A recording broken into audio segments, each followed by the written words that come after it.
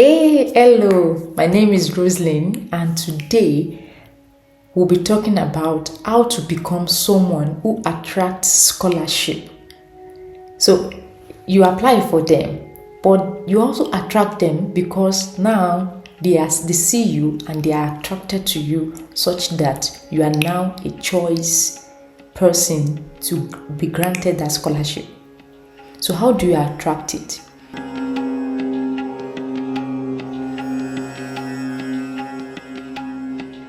Begin from your mindset.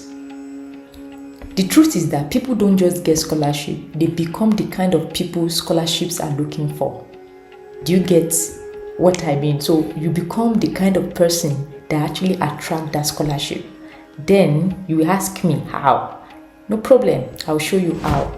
Number one is that it starts with identity. Scholarship don't go to the smartest. They go to people with clarity, direction, and conviction.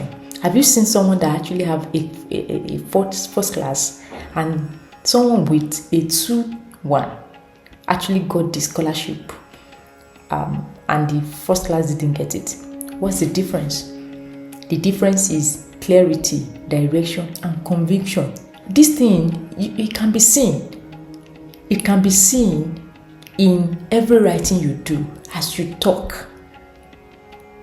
If you're assessing me now, you're like, okay, is this person actually passionate about what they're saying?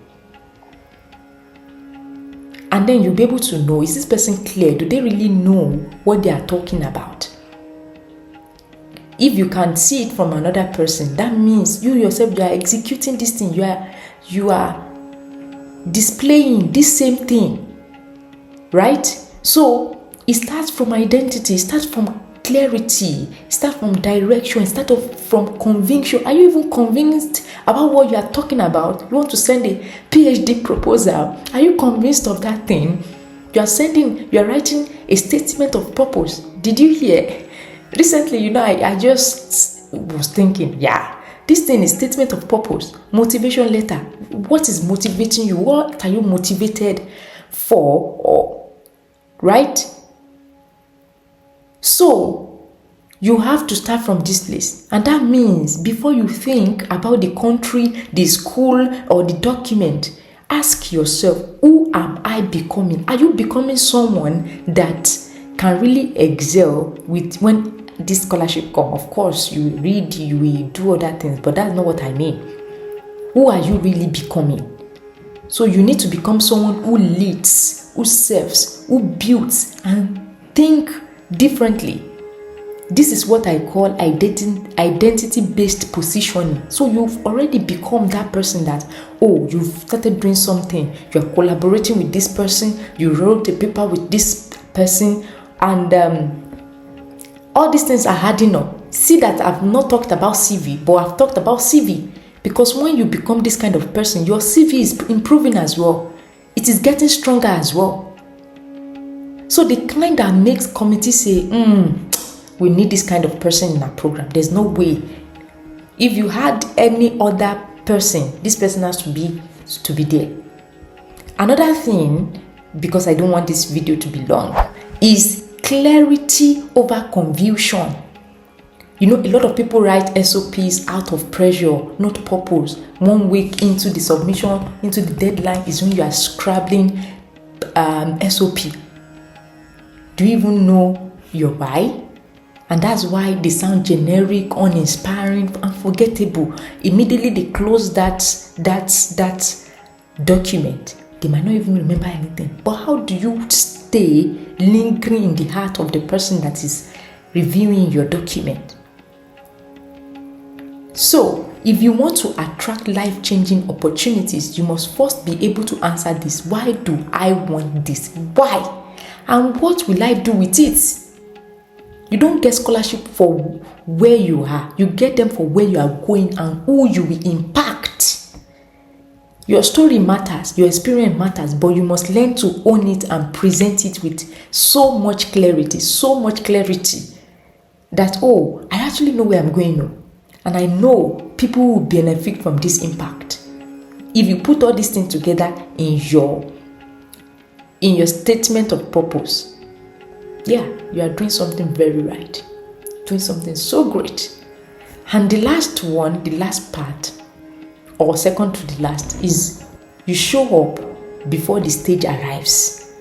Yes, you know that you want to start applying for scholarship. In Nigeria, we have NYSC. During that time, what are you doing with it? So scholarship selection panels are looking for people who are already showing up in small ways. They volunteer, they write, they collaborate, they teach, they serve, they are creating. You don't just want to wait for scholarship to validate your value. No. You live in a way that the scholarship become a tool to actually scale your impact. So what have you been doing before? What have you been doing before? So this is how you position yourself for success even before you fill out the form. I hope you got something from here. And then lastly, you don't have to do it alone. I know it's overwhelming, and that's why I created Beyond Borders Coaching Community, which is either you can opt in for a 3-month transformational experience or a 6-month. It is for aspiring students and even students that are current international students.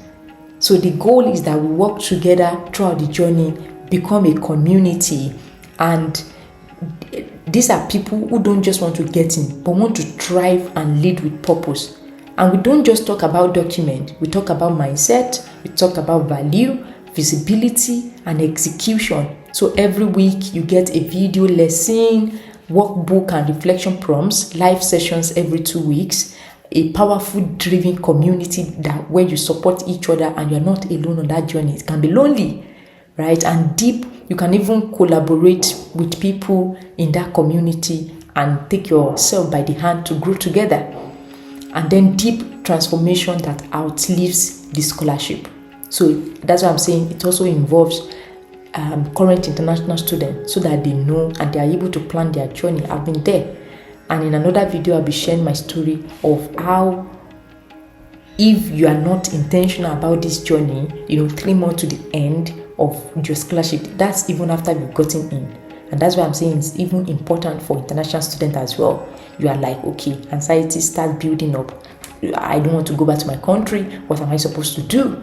That's because something is missing. And if we get it right from the get-go, it is easy. So we've started this cohort, but you can always join us and we start with you as well. So if you ever felt called to more, this is your invitation. Just reach out to me, send me a message either to my mail or on Instagram at Roslyn Beyond Borders. I will reply to you and then you set it up on how you can join the community. So if you are done just applying blindly or you've been applying before, you've not been seeing result, I'm calling out to you.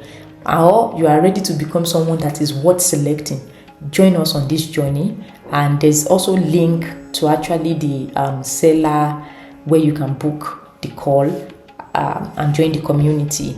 It is there in the description box. Yes, so because the best investment you ever make is not in flight, in tuition or visa fees, it is in becoming the person your future needs. So you've got this. I'm rooting for you every step of the way, and I will see you inside in the inner circle. Okay, ciao ciao.